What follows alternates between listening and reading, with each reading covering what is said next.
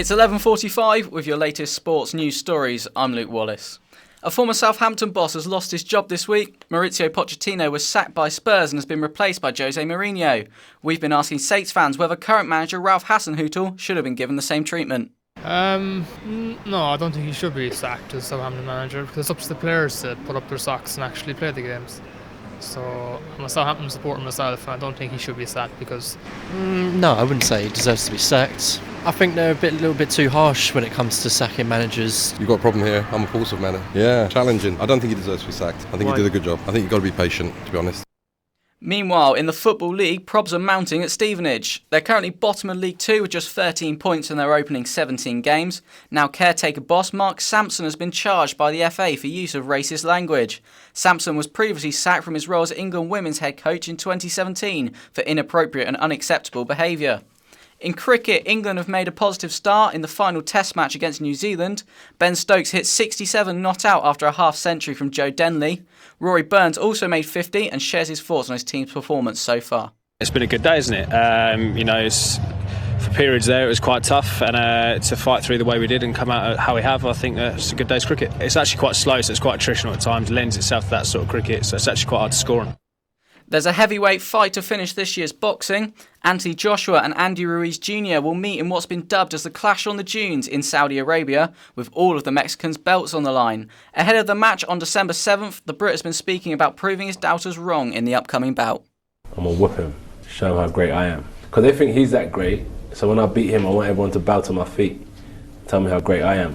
So now I'm apparently fighting the quickest hands and the best fighter in the division. Once I beat him, I want everyone to bow to me and tell me how great I am then. Great Britain have progressed to the next round of the Davis Cup. Jamie Murray and Neil Skupski sealed a 2-1 win over the Netherlands in Madrid. They eventually edged past the Dutch in a tie lasting almost 9 hours, which is the longest of the competition so far. They've just gone 1-0 up against Kazakhstan as well. Carl Edmund has beaten Kukushkin 6-3, 6-3 to win just his fifth match this year. Leon Smith's side need to win in order to qualify for the last 8. In golf, the world number 1 has pulled out of the President's Cup. Brooks Koepka has withdrawn from the event in Australia due to injury. The 29-year-old re-injured his left knee back in October and hasn't recovered yet. The event starts at Royal Melbourne on the 12th of December. In the NBA, the Golden State Warriors were handed their largest defeat since 1973 by the Dallas Mavericks. Luka Doncic scored 35 points to beat the injury-hit team. The Warriors now have the worst record in the NBA this season. An England rugby player has expressed doubts over some of his teammates' availability for next year's Six Nations.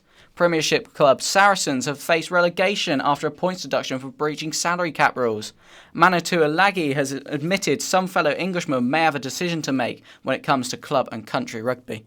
You know, it'll be a massive decision for the boys because obviously they want to do well for their clubs, but you know you want to represent your country. So, you know, I'm sure when it gets to that point, the boys will make the right decision.